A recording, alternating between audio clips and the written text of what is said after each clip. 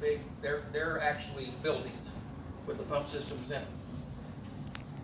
A return line that was very large cracked and rusted and broke, and it blew so hard before they found out that there was a gate that was built in it to shut it down, that it actually washed the footing out from underneath. And now we've got it held for right now to do its job, and it is doing its job. But they were originally going to put a special type of concrete in there to try to seal underneath the footing, and then Corps came over and checked it and said it's not going to collapse. Don't do that, because if you do that, then we have to dig it back out and put it back together that way. At least this way they're going to be able to get to it. So it's those type of things, and so we don't want anything like that to happen. Where do those 10 pumps come from? So they're all on. Yeah. Okay, okay. And they're pumping how much? 42 to 46,000 gallons a minute. Each one? No. All Total, 10. Total. They have 9 of the same kind and 1 of another kind. There's a 400 and then there's 9 300. Yeah, that's correct. But none too soon. Yeah, We're getting just in close. time. Yeah, we're getting close because the rivers and the seawater's coming to us pretty quick. But now we're slowing it down, so. But there's a couple of pumps that you're gonna need or required to have. One of them's gonna be to empty the storm drains, because they've got areas that are shut down. Yeah, we don't know how long it's gonna take to get that all corrected either. It's just one big monster. Have we, is any area been evacuated or anything? Not in our area, not in our area. We've had one couple displaced. That's really all that I'm aware of. In my mother-in-law's house, you know, she's starting to look like a moat out there. And the people that live in the trailer park south of town, they have like 22 inches of water that they have to go through to try to get out. But they haven't been evacuated yet. And we do have Tyler Young for the county. Yep. Did offer the housing up there that's above the water level, so that's helpful too. And, well, just the fact that the crest, as long as we don't get other weather, you should get better from here on out. So, I have a question though. Do you think that it will be possible for any more pumps to be coming in besides the 10 that we have? Maybe possibly to put over on the chute side? if it is, there'll be ones that we haven't identified yet, because remember how far this goes. This has been on so long and such a long, because remember what I just said. My district, just my district, what we're fighting with. We're trying to correct it from, and keep people out of the water from Alton, all the way down to Carroll. That's not counting the section in there that we're also dealing with Kaskaskia that's up like it is. Not counting the Big Muddy, which is up like it is. And also then, I have just to the parking lot of Olmsted on the Ohio side. Oh my goodness. We got a lot of water out there that's being depleted. You know, we're trying to handle it the best we can. And you know, this has started in the Dakotas, and it is. You don't wish anything bad on anyone, but there were several levees along the Illinois, along the Missouri, and along the Kaskaskia that reached early and did a lot of pressure release. That if we hadn't had that, we'd have been in a whole lot worse shape. Oh yeah, I agree.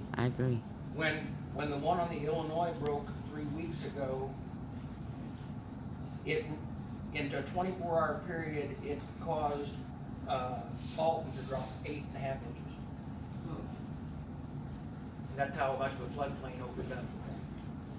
I have another question too. Will FEMA be coming in at any time? FEMA will be coming in now to probably do surveys unless things get worse. If things get worse, then they're here. They're active.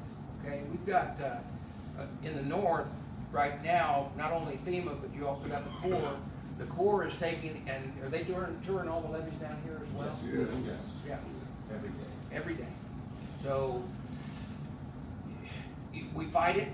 You know, this is, I did 93 as a firefighter, 2011 as a state rep, 2015 here in this office, and now this one. So, thank you for all your help and all the support, and anything our office can do, let us know. And we're gonna answer any other questions you might have, and then we're gonna try to make East Cape and talk to them.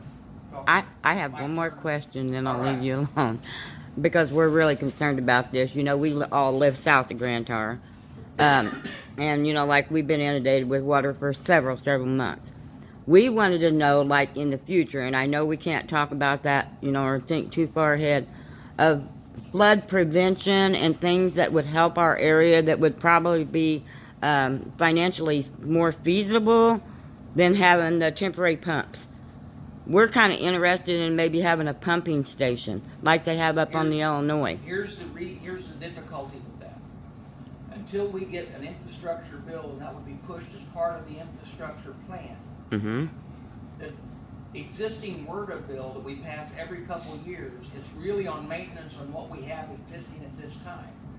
But if we would pass that infrastructure bill, then we could direct those funds not only for highway bridges, but also for waterways, levees, locks and dams. Awesome. You know, as far as, and remember, the locks and dams issue is not only for flood prevention, or it isn't for flood prevention, it's for navigation, and doing a better job of transporting our goods from point A to point B.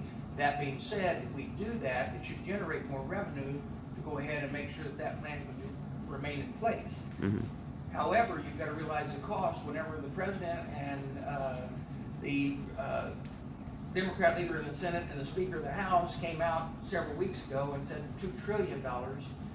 I'm not sure where they were coming up with that number, because if you raise the motor fuel tax 25 cents, it generates $400 billion. That still leaves you $1.6 trillion short, which means somewhere there's other ideas that you've got to come up with. I'm all for looking for the ideas. I just don't know their plan, and if they quit fighting, we could probably work on that plan. So. Well, I always thought that the president, when he got in office, though, he said that he was big on infrastructure. He is. And that was He's one of the pushed for it. things that he was going to be working on. And you know, our transportation committee, honest to goodness, we have meetings almost 3 to 5 times a month from subcommittees on transportation, talking about the infrastructure needs. There's no one that ever comes before us and says, wow, we don't need an infrastructure bill. The real question is where we're going to generate the revenues for that infrastructure. Awesome. So it may be possible. It's not out of the question. No. It's the ideas we're looking for. The question is how we do that. And remember, these levies, we are putting money back into them, but every time we get a situation like this, when this goes down, we're going to have slides all along. They're going to have to be repaired. We're going to have everything from wells to other things that are going to be damaged, and we're going to have to put the money into that. Yes, I understand. All right. Thank y'all. Thank you. If you have any questions, I'm around, man. Thank you for coming. Thank you. Yeah. Mike, good to see you. Good to see you.